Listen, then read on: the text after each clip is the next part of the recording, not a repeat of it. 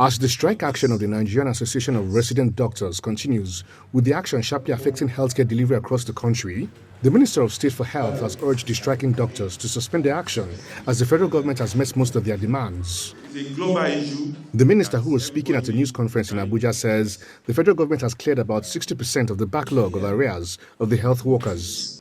Let me use this opportunity to inform Nigerians that in 2024 alone, the Federal Ministry of Health, using a special waiver mechanism that no other sector enjoys, we were able to engage 14,444 health workers across 64 federal tertiary health institutions. 78% of those workers are clinical staff. 78.1% are clinical staff. Out of those clinical staff, 908 are consultants.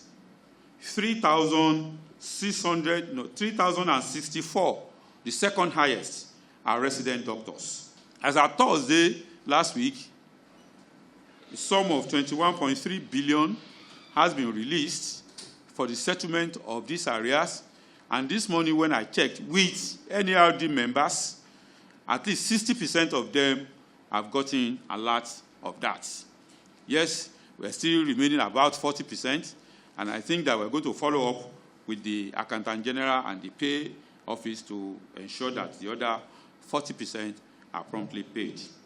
However, the president of the Nigerian Association of Resident Doctors, Mr. Mohammed Suleiman, says more dialogue is needed to holistically address all grey areas. I appreciate that the federal government is coming out, especially the Federal Ministry of Health, to talk about these issues.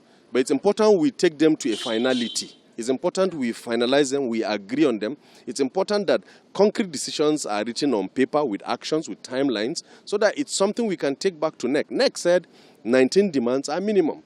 Otherwise, strike continues. I'm happy to be at the negotiation table. I'm happy to put some of these things to paper so that we agree on them, we move on. Finally, specialist allowance is also there, the infrastructure, the manpower issues. They talked about employing 20,000 people last year. We are good with that. But they should also break it down per cadre, per profession.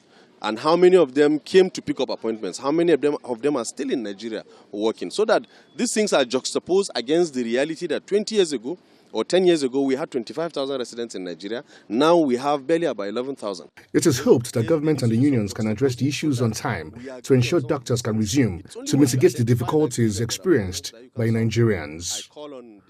Daily Omoyeni, Channels Television News.